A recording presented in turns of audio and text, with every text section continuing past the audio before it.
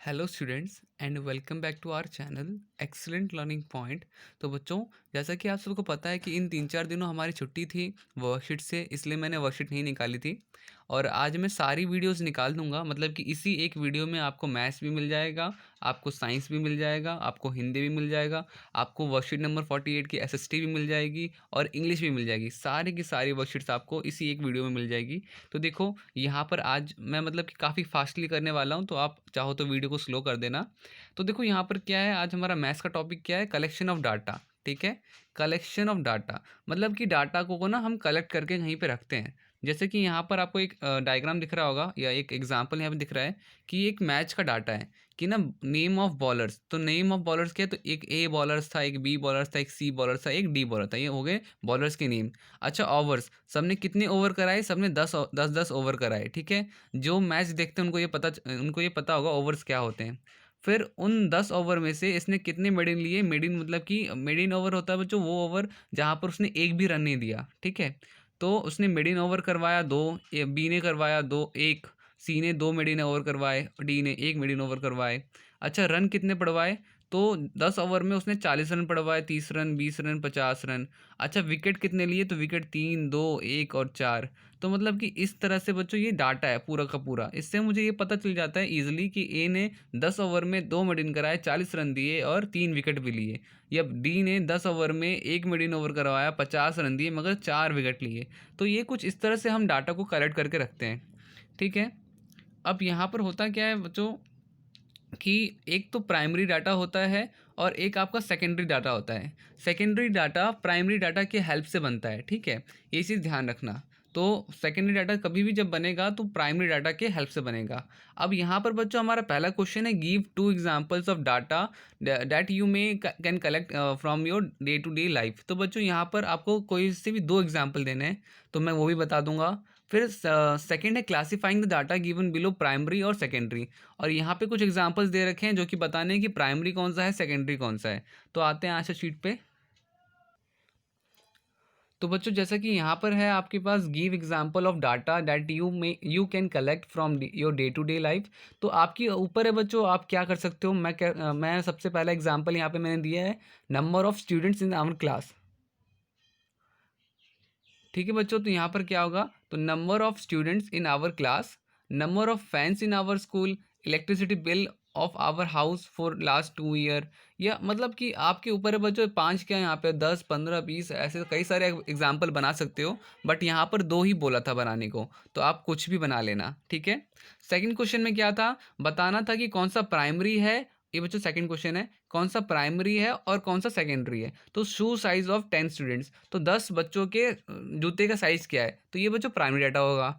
Blood group of 20, any 20 of your friends, तो आपके कोई से भी 20 फ्रेंड्स के ब्लड ग्रुप्स, ये भी प्राइमरी डाटा होगा।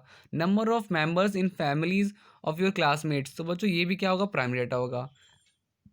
Mark obtained by 30 students mathematics, ये भी प्राइमरी डाटा होगा। फिर बच्चों, number of plant planted by 100 schools during one महोत्सव, तो बच्चों वन महोत्सव के जो होता है हमारा, उसमें क्या है, 100 स्कूलों ने कितने प्लांट्स किए। तो यहाँ पर बच्चों सबसे पहले सेकेंडरी डाटा होगा, क्योंकि सबसे पहला डाटा तो ये होगा ना कि किसने कितना किया, और फिर इसके बाद टोटल में से टोटल मिला करके कितना हुआ। तो सबका पहले एक एक सब हर स्कूल में से किसने कितना किया, और उसके बाद सबका ऐड करके हमने निकाला ना, ये सेकेंडरी डाटा। पहले तो प्राइमरी डाटा हमें निकालना पड़ा, फिर सेकेंडरी डाटा हुआ। तो ये हमारा हो गया मैथ्स का वर्कशीट। अब आते हैं, कंटिन्यू करते हैं बच्चों हम अपने नेक्स्ट साइंस के वर्कशीट से। तो बच्चों देखो, ये हमारी अब आ गई साइंस की वर्कशीट। यहाँ पर हम पढ़ेंगे जाइलम और फाइलम के बारे में, xylem tissue, phylum tissue.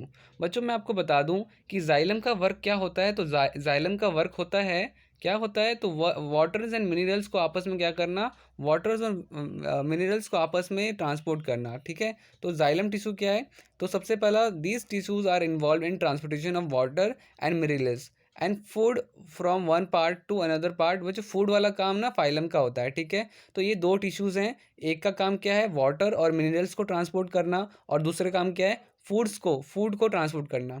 There for these are also called conductive tissues और वेस्कुलर टिश्यूज़। ठीक है, generally these tissues are located very close to each other plant and form a bundle known as vascular bundle. Conductive tissues is a distinct feature of the complex plant. ठीक है। Xylem बच्चों, xylem क्या है? तो xylem आपका यहाँ पर 4 type का होता है। ठीक है। जाइलम यहाँ पे दिख रहा होगा आपको, जाइलम ट्राइचिडी। तो बच्चों जैसा कि यहाँ पे आपको 3 तरह के हैं, पैरेंचिमा दिखा रखा है, फाइबर दे रखा है, ट्रेचेडी दे रखा है, वेसल्स दे रखे हैं, 4 टाइप के होते हैं। ठीक है। सबका फंक्शन क्या होता है तो मैंने आपको पहले बता दिया बच्चों, जाइलम का फंक्शन क्या होता है? जाइलम का फंक्शन होता है वाटर को क्या करना, ट्रांसपोर्ट करना, वाटर एंड मिनरल्स को क्या करना, ट्रांसपोर्ट करना। ये होता है बच्चों किसका, जाइलम का काम। अभी हम आज हमारा टॉपिक बेसिकली जाइलम के ऊपर है, तो हम जाइलम के बारे में पढ़ रहे हैं यहाँ पर।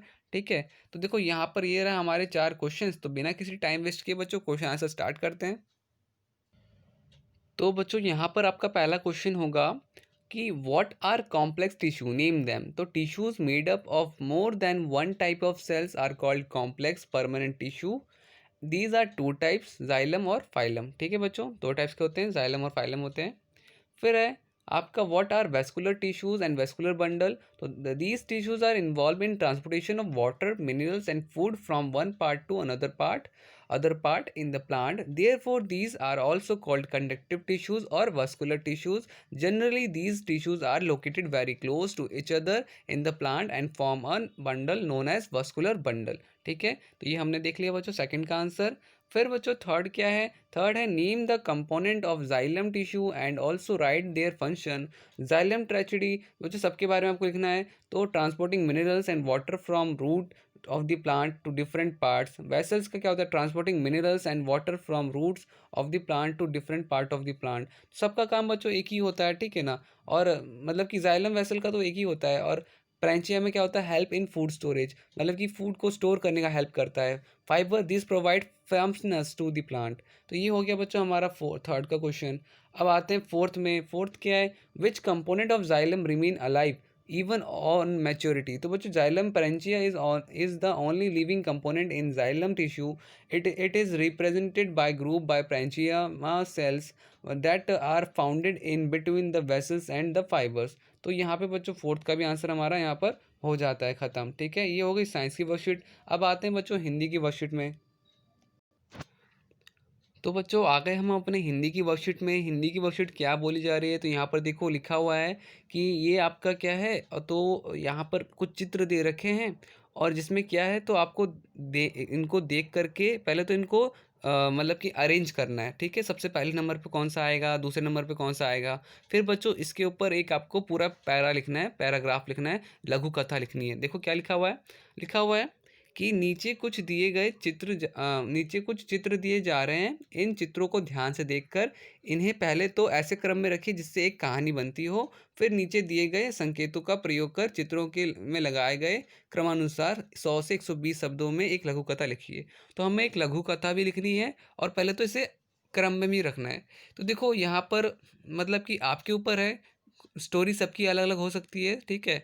अब देखो यहाँ पर क्या है, तो देखो मैं कह सकता हूँ कि सबसे पहले तो कि नंबर 1 ये हो सकता है। ठीक है। कि ये बच्चा काम पर जा रहा था, ये बच्ची भी काम पे जा रही है, ये दोनों बच्चे भी हमारे काम पे जा रहे हैं। ठीक है। फर्स्ट सेकंड थर्ड हो सकता है। फिर ये दोनों बच्चे भी काम पे जा रहे हैं, मतलब कि अभी हम दिखा रहे हैं कि सारे बच्चे जो हैं, छोटे छोटे बच्चे, जहाँ वो खेलते, जहाँ जहाँ उनकी उम्र खेलने की है, कूदने की है, पढ़ाई लिखाई करने की है, तो वो क्या कर रहे हैं, तो सबके सब बोझा उठा रहे हैं, काम कर रहे हैं, कोई कचड़ा बिन रहा है। ठीक है। फिर उसके बाद बच्चों यहाँ पर फिर ये भी है जो ये भी काम कर रहा है। ठीक है। हम पहले तो उन सारे बच्चों को लिख लेते हैं जिनके बारे में हम लिखने वाले हैं। फिर उसके उसके बाद यहाँ पर ये बच्चा भी अपनी माँ के साथ काम कर रहा है, छठा नंबर हम इसे दे देते हैं। ठीक है। तो हमने क्या दे दिया बच्चों, first second third fourth fifth six. और बच्चों सेवन्थ में ये व्यक्ति कुछ शायद से बच्चों को पढ़ने के लिए बोलने जा रहा है, क्योंकि यहाँ पे देख रहे हो आप 2 बच्चे पढ़ने जा रहे हैं। और सेवन्थ के बाद बच्चों फिर हम 8 ये लिख सकते हैं कि ये बच्चा भी पढ़ने जा रहा है, और आपका फिर नाइन्थ ये पढ़ने जा रहा है। ठीक है। तो मतलब कुछ इस तरह से हम कर सकते हैं। शायद से बच्चों एक बारी मैं आपको वापस बता देता हूँ सारी चीज़ें। फर्स्ट ये कर लो, सेकंड ये कर लो, थर्ड ये कर लो, फोर्थ ये कर लो। ठीक है बच्चों। फिफ्थ ये कर लो, सिक्स्थ ये कर लो, सेवन्थ ये कर लो, एट ये कर लो नंबर, नाइन्थ ये, एंड लास्ट 10th ये। ठीक है। तो अब मैं बताता हूँ कहानी क्या बनी। कुछ बच्चे काम पर जा रहे थे, ये बच्चा भी काम कर रहा है, ये बच्चा भी काम कर रहा है, ये बच्चे भी कुछ ना कुछ काम कर रहे हैं, शायद से कचड़े में से खाना वाना निकाल रहे हैं। ठीक है। ये बच्ची भी बोझा उठा रही है, ये बच्चा भी हथौड़ा से मतलब काम कर रहा है जितनी छोटी उम्र में, ठीक है? और यहाँ पे लास्ट में जब बच्चा काम कर रहा होता है तो हो सकता है कि ये जो व्यक्ति है, ये क्या बोल रहा है कि भैया ये उम्र नहीं है काम करने की, इनको क्या भेजो, स्कूल भेजो। तो आप देख रहे होंगे कि देखो वहाँ पे उसको उस तरफ हाथ है जहाँ पे ये दोनों बच्चे क्या कर रहे हैं, अब स्कूल जा रहे हैं। तो हो सकता है कि अब इस लड़के ने क्या किया, इस लड़के ने या इस आदमी ने क्या किया, इन दोनों बच्चों को 9वाँ नंबर क्या है, स्कूल भेज दिया, ठीक है? और 9वाँ और 10वाँ क्या है, दोनों, ये भी लड़का भी हो गया और लड़की भी होगी, क्या हो गया, इसे स्कूल भेज दिया। तो कुछ इस तरह से कहानी बन सकती है। आपने देखा ना कि कहानी हमारी कुछ इस तरह से बनी, क्या बना, तो कुछ बच्चे काम कर रहे थे, एक व्यक्ति ने उन्हें देखा काम करते हुए, तो उन्होंने क्या बोला कि तुम्हारी उम्र नहीं है बाल मजदूरी करने की तुम्हारी ये उम्र नहीं है, आप सब जाओ पढ़ाई करो। और देखो लास्ट में दोनों क्या जा रहे हैं, तो दोनों पढ़ रहे हैं, ठीक है? क्लियर? आपको हर पिक्चर में एक छोटा लड़का छोटी लड़की, छोटा लड़का छोटी लड़की दिख रही होगी, और लास्ट में जो पढ़ने जा रहे हैं वो भी क्या है, वो भी छोटे लड़का और छोटी लड़की है। तो वापस से बच्चों यहाँ पे थोड़ी सी मतलब कि मैंने ज़्यादा लाइनिंग कर दी है, तो वापस से बता दूँ, 1 number, 2 number, 3 number, 4 number, 5 number, 6 number, 7 number, 8 number, 9 number and last 10 number, ठीक है? आई होप कोई दिक्कत नहीं होगी आप सबको। तो स्टार्ट करते हैं बच्चों, इसके ऊपर एक पैरा लिखना स्टार्ट करते हैं। तो बच्चों देखो कहानी कुछ आपकी इस तरह से होगी, बाल मजदूरी पर कथा। तो यहाँ पे होगा, कविता और राजू का परिवार शिवपुर गांव में रहता था। ये देखो हमारी एक मन घड़न कहानी है, हम अपने मन से एक कहानी बना रहे हैं। कविता और राजू पति पत्नी थे तथा उनकी एक बेटी सपना थी। उनकी आर्थिक परिस्थिति अच्छी नहीं थी। कुछ समय बाद राजू की बीमारी के कारण वह बहुत कमज़ोर हो गया। डॉक्टर ने उसे मेहनत का काम करने से मना कर दिया। तो जो उसका पति था बच्चों, क्या हो गया, बीमार पड़ गया, और उसे डॉक्टर ने मना कर दिया काम करने से, मेहनत वाला। पत्नी कविता ने उसे घर पर रहकर आराम करने को कहा तथा दवा खाने की नसीहत दी और स्वयं मजदूरी करना आरंभ कर दिया। परिवार की आर्थिक स्थिति और खराब होती चली गई, जिसके फलस्वरूप सपना को अपनी पढ़ाई छोड़कर अपनी माता के साथ मजदूरी करना पड़ा। सपना की आयु 13 वर्ष की थी। वह कक्षा 8 में पढ़ती थी। ठीक है बच्चों, यहाँ तक कहानी समझ में आ गई आपको? अब पढ़ती थी कि आगे हम करते हैं कंटिन्यू। तो बच्चों यहाँ पर क्या होगा, वह पढ़ती थी। मजदूरी के दौरान सपना को वहाँ एक और बच्चा मिला जो उसकी उम्र का था। वह भी मजदूरी कर रहा था। उस बच्चे का नाम हरीश था। उसकी माँ को भी मजदूरी करनी पड़ती थी। सपना और हरीश की मित्रता हो गई। यहाँ पे बच्चों उन दोनों बच्चों की कहानी अब हम लिख रहे हैं। हरीश ने बताया कि पहले उसकी बहन को मजदूरी करना पड़ता था, बाद में परिवार की आर्थिक स्थिति के कारण उसे भी मजदूरी शुरू करनी पड़ी। ठीक है। फिर लिखा हुआ है, हरीश और सपना दोनों को विद्यालय जाना बहुत पसंद था, परंतु परिवार के लिए दोनों बच्चों को अलग अलग जगह मजदूरी करनी पड़ती थी। एक दिन राजू के एक दोस्त ने बताया कि वह कर्मकार कल्याण बोर्ड पर पंजीकृत है, जिसके कारण उसे कई प्रकार की योजनाओं में सहायता प्राप्त हो रही है। इन योजनाओं ने लाभ लेने हेतु कविता ने अपनी बेटी की शिक्षा जारी रखने के लिए और अपनी बीमारी पति के इलाज के लिए सहायता के लिए तुरंत कर्म कल्याण बोर्ड में आवेदन दिया। इसके फलस्वरूप मेधावी छात्र पुरस्कार योजना से धनराशि दी गई, जिसके फलस्वरूप उसने मजदूरी छोड़कर आगे की पढ़ाई शुरू कर दी और गंभीर बीमारी सहायता योजना से लाभ लेकर राजू का इलाज भी ठीक से चलने लग गया। तो बच्चों जो व्यक्ति था, जो उसका दोस्त था या जो भी है, उसने बताया कि एक योजना है जिसमें आप पढ़ने के लिए पैसे, आप लोन ले सकते हो। ठीक है, अगर आपका बच्चा पढ़ता लिखता है तो उसे स्कॉलरशिप मिल सकती है, और अगर कोई बीमार है तो उसका फ्री में इलाज भी हो जाएगा। तो ये बातें बता करके वो दोनों क्या हो गए, पढ़ने लिखने चले गए। तो ये हो गया हमारा बाल मजदूरी का। ठीक है, अब आते हैं बच्चों एसएसटी का। तो बच्चों देखो कि अब हमारा एसएसटी का वर्कशीट आ गया है। एसएसटी के वर्कशीट में बच्चों देखो यहाँ पर हमारा वही हमें क्वेश्चन आंसर्स करने हैं। तो मैं बिना किसी टाइम वेस्ट किए बच्चों क्वेश्चन आंसर स्टार्ट करवा देता हूँ, अदरवाइज़ वीडियो काफ़ी बड़ी लंबी हो जाएगी अगर मैं एक एक पॉइंट एक्सप्लेन करने लग गया तो देखो यहाँ पर आपके पास 4 क्वेश्चन हैं आज की वर्कशीट में, तो वो हम करते हैं। तो बच्चों देखो यहाँ पर हमारे पास क्वेश्चन है, how did Hitler make the Nazis world wide view attractive in Germany. तो नाजी जो है बच्चों यहाँ पर किस तरह से हिटलर ने अट्रैक्टिव बनाया, तो देखो यहाँ पे है सबसे पहला point, Hitler use media to spread Nazis ideology. ठीक है, उसने बच्चों मतलब कि बाहर मीडिया में ये चीज़ फैला दी, नाजी की आइडियोलॉजी फैला दी। ठीक है, misleading terms such as special treatment, final solution were used to propagate Nazi ideology. Film, radio, TV, poster, and catchy slogans etcetera were used for propagating Nazis ideas. मतलब कि उसने मतलब काफ़ी ना प्रचार, काफ़ी ज़्यादा प्रचार किया फिल्म्स के थ्रू, रेडियोज़ के थ्रू, टीवी के थ्रू, पोस्टर के थ्रू। काफ़ी तरह के स्लोगन्स, जो नारे होते हैं ना बच्चों, जैसे कि आपका होता है ना कि 5 साल केजरीवाल, या इस तरह का कुछ, अब की बार मोदी सरकार। तो कुछ बच्चों कैची स्लोगन्स उसने कई बारी मतलब कि स्टार्ट करवाए। और फोर्थ बच्चों, opponent of Nazi ideology were mocked as foreign agents. ठीक है, तो बच्चों जो अपोनेंट्स होते थे ना, उन्हें तो बोल दिया जाता था कि ना वो खबरी है। ठीक है, तो उनको वहाँ पे हटा दिया जाता था। तो ये हो गया फर्स्ट का आंसर। फर्स्ट में बच्चों फिफ्थ का आंसर है आपको, those who did not support Nazi ideology were said to be an anti nation. ठीक है, तो उसे क्या कहते थे बच्चों, देशद्रोही कहते थे, जो कि नाजी आइडियोलॉजी को क्या था, अपनाता नहीं था। तो ये होता फर्स्ट का आंसर। सेकंड है, how was the meaning of holocaust different from the Nazis and the Jews. तो mass killing in is known as holocaust for the Nazis. It was a victory saga, while it was a tyranny for the Jew, as Jew were massacred through the Great Depression. ठीक है, ये second का answer हो गया। Third का answer है, how did the common people take propaganda of Nazism. तो बच्चों यहाँ पर क्या होगा आंसर इसका, तो सबसे पहला, many people fell prey to Nazi terminology and art of propaganda. they believe that Nazims is the best option for his country. Second group was those who strongly opposed Nazims. And the जो third होगा, there was a third group of people who kept watching everything silently and were afraid to protest. ठीक है, तो third group हो गया। पहला group तो बच्चों जो नाजीज को सपोर्ट करता है, दूसरा ग्रुप जो नाजी के सपोर्ट में नहीं है, तीसरा क्या है भैया, ना आपका ना मतलब ना उसी पार्टी का ना उसी पार्टी का, बस साइलेंटली बस देखते जाते थे। वो किसी के भी अगेंस्ट क्या कहते हैं, प्रोटेस्ट नहीं करते थे, बिकॉज वो डरते थे। ठीक है, फोर्थ हो गया बच्चों आपका कि imagine that you are a student of a school of Germany, many of your friend are Jews in the school, you believe that Jews are not bad, what would you say to your father, write a paragraph on it. बोला जा रहा है कि अगर suppose आप वहाँ पर होते, जर्मन स्टूडेंट होते और कई तरह के ज्यूस आपके वहाँ पे लोग स्टूडेंट होते, तो क्या आप किस तरह से करते, उनके साथ बिहेव किस तरह से करते।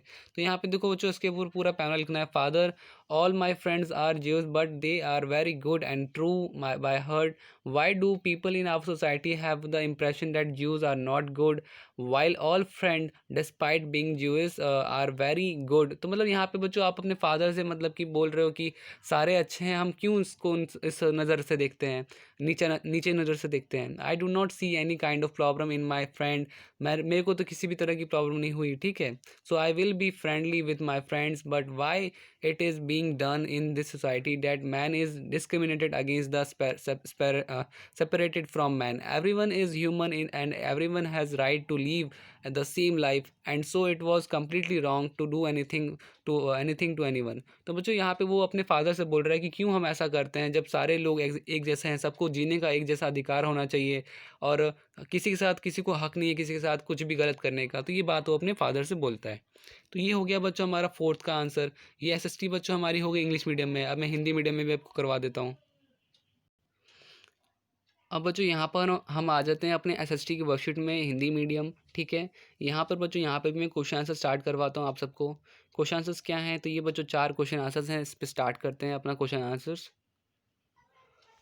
तो बच्चों आपका सबसे पहला क्वेश्चन क्या है, सबसे पहला क्वेश्चन आपको दे रखा है कि हिटलर ने नाज़ी विश्व दृष्टिकोण को जर्मनी में किस प्रकार आकर्षक बनाया। तो यहाँ पे उत्तर क्या होगा, तो हिटलर ने बच्चों निम्नलिखित तरीके से बनाया, निम्नलिखित प्रकार से। सबसे पहला, नाज़ी लोगों ने अपने तौर तरीकों का बयान करने के लिए मीडिया का सहारा लिया। ठीक है, और नए को ईजाद किया। तो मतलब तरह तरह के बच्चों मीडिया में उसने अपनी बातें बताई कि नाजीवाद बहुत अच्छा विचार है, नाजी लोग काफ़ी अच्छे होते हैं। नास्तिक विचारों को फैलाने के लिए तस्वीरों, फिल्मों, रेडियो, पोस्टरों, आकर्षक नारों और इतिहासारों का प्रयोग किया। ठीक है बच्चों, तो इश्तिहार जो होते हैं आपके, इश्तिहार जो मतलब कि सबके लिए मतलब ना हर तरह से फैला दिया, चाहे वो मूवीज़ के थ्रू हो, तस्वीरों के थ्रू हो, फिल्मों के थ्रू हो, रेडियो के द्वारा हो, पोस्टर के द्वारा हो। तो ये सारी चीज़ें उन्होंने अपनी चीज़ को, अपनी जात को, अपने धर्म को बड़ा दिखाने के लिए उन्होंने ये सब किया था। पोस्टरों में जर्मनों के दुश्मनों का मजाक उड़ाया जाता था तथा उन्हें शैतान के रूप में दिखाया जाता था। ठीक है बच्चों, जो उनके दुश्मन थे उन्हें शैतान के रूप में उन्हें दिखाया जाता था। ये हो गया प्रश्न फर्स्ट। अब बचे महाध्वंस का अर्थ नाजियों के लिए और यहूदियों के लिए किस प्रकार भिन्न था। तो देखो यहाँ पर क्या है, नाजियों के लिए महाध्वंस का अर्थ अवांछितों से छुटकारा, जिसको फाइनल सॉल्यूशन कहा जाता है। मतलब कि बच्चों महाध्वंस, अब जिससे आपको प्रॉब्लम है उसे ख़त्म कर दो, ये हो गया आपका फाइनल सॉल्यूशन। यहूदियों के लिए महाध्वंस कभी ना ख़त्म होने वाली यातना थी। और यहूदी क्या समझते थे बच्चों कि जब भी ऐसा लड़ाई होगा तो वो चीज़ कभी ख़त्म नहीं हो सकती। उनके घर सब बर्बाद हो गए और लाखों लोगों को अपनी जान से हाथ धोना पड़ा। 1941 में शुरू हुआ यह नरसंहार नरसंहार 1945 में जब तक ख़त्म होता 60 लाख से ज़्यादा यहूदी मारे जा चुके थे। यहूदियों के अलावा वह लोग भी मारे गए थे जो हिटलर को नापसंद थे। ठीक है बच्चों, तो ये हो गया आपका सेकंड का। अब यहाँ पे नासीवाद के प्रचार को आम लोगों ने किस प्रकार लिया। तो बच्चों नासीवाद के प्रचार से अधिकतर लोग प्रभावित हुए। वह नासी विचारधारा के अनुसार सोचने लगे। उन्हें लगने लगा कि नासीवाद ही देश के को तरक्की के रास्ते पर लेकर जाएगा और यही व्यवस्था सबका कल्याण करेगी। जबकि कुछ लोग नासीवाद का विरोध करते थे परंतु विरोधी कदम उठाने का साहस नहीं करते थे। ठीक है बच्चों, करते तो थे मगर कोई भी उसके खिलाफ आवाज़ नहीं उठाता था, क्योंकि वो अब बहुत ज़्यादा ताकतवर हो गया था। फिर बच्चों कल्पना कीजिए कि आप जर्मनी के स्कूल के विद्यार्थी हैं। स्कूल में आपके साथ बहुत सारे यहूदी दोस्त हैं। अब आपका मानना है कि यहूदी खराब नहीं होते। ऐसे में आप अपने पिता से क्या कहेंगे, इसके बारे में अनुच्छेद लिखिए। तो बच्चे इसके बारे में आप बहुत बड़ा लिख सकते हो कि मतलब कि यहूदी जो हैं अच्छे होते हैं दिल के। वो ऐसा नहीं, लोग उसको उन्हें ख़राब क्यों बोलते हैं। ज़रा एक बारी मैं आपको उत्तर बता देता हूँ।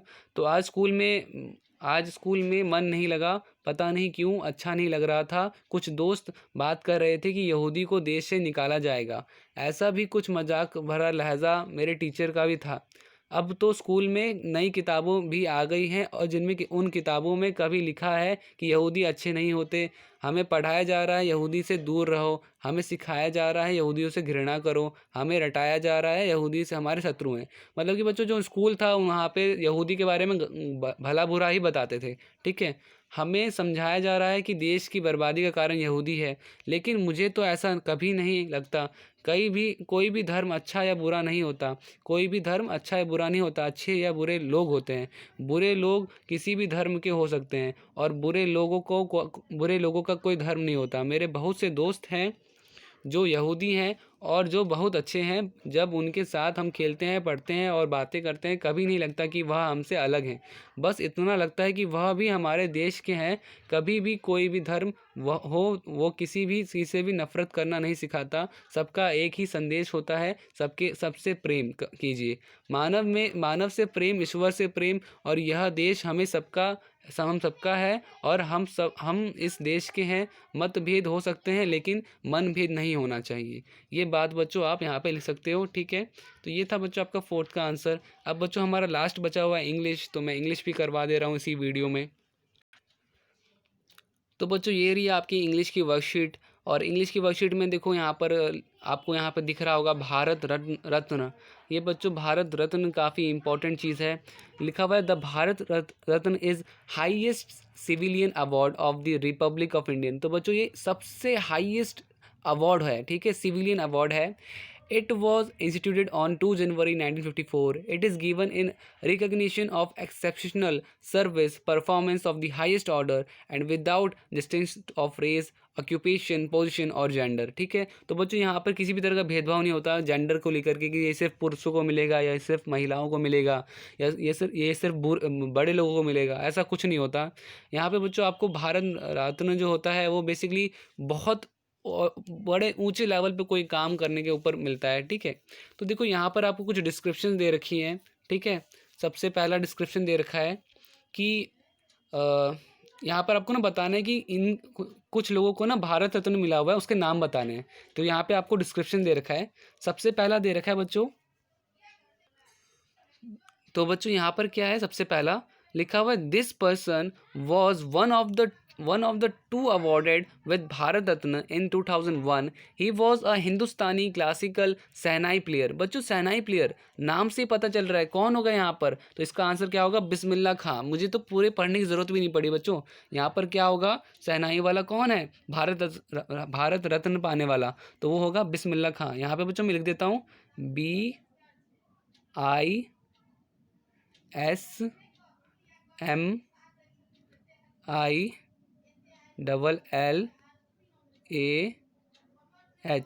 बिस्मिल्लाह खान. ठीक है बच्चों, तो ये आप लिख लेना. मैं वापस से बता रहा हूँ बच्चों, बिस्मिल्लाह खान की क्या स्पेलिंग होती है, तो एक बार वापस बता देता हूँ. BISMILLAH,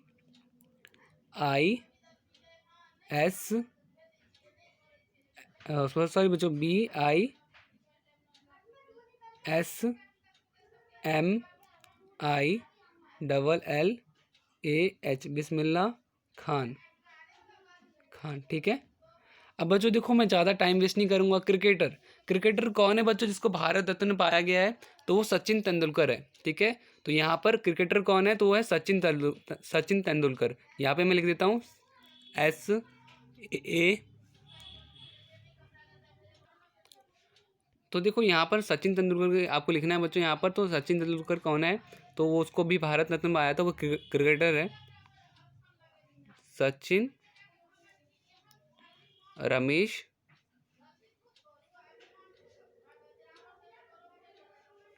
रमेश तेंदुलकर. ठीक है,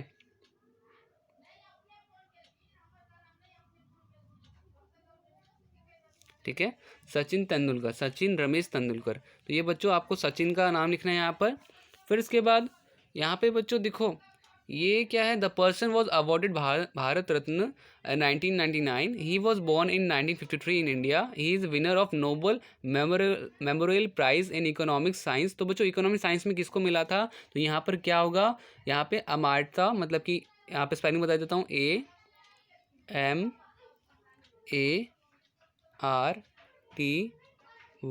अमार्टा. ठीक है, कुमार सेन.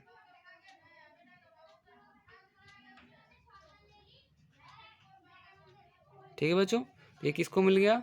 अमार्टा कुमार सेन. ठीक है. अब बच्चों यहाँ पर सिंगिंग में किसको मिला है? तो लिखा हुआ है कि शी. सबसे पहले तो बच्चों यहाँ पे क्या आंसर होगा कि लिखा हुआ है this person was awarded Bharat Ratna in 2001. She is a playback singer who started her career in 1940s. बच्चों 1940s में पता है किसे मिला था? लता मंगेशकर. ठीक है, तो यहाँ पे आप क्या लिखोगे? लता, LATA, लता मंगेशकर. ठीक है,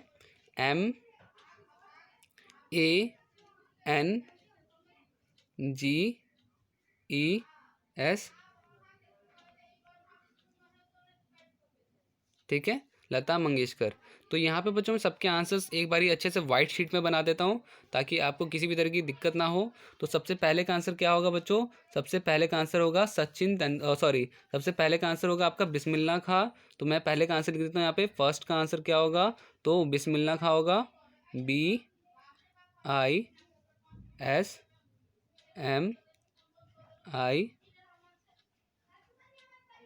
बिस्मिल्लाह खान. ठीक है बच्चों. और उसके बाद सेकंड में क्या आंसर था? सेकंड में आंसर था आपका सचिन रमेश तेंदुलकर. ठीक है, उस सचिन का पूरा नाम क्या है बच्चों? सचिन, SACHIN, सचिन रमेश तेंदुलकर. ठीक है बच्चों, तो आप सब यहाँ तेंदुलकर लिख लेना. ठीक है, तेंदुलकर. ठीक है. फिर उसके बाद आपका थर्ड नंबर पे कौन था? तो थर्ड नंबर पे मैंने आपको बता ही दिया था, अमार्टा कुमार सेन. ठीक है, AMARTYA,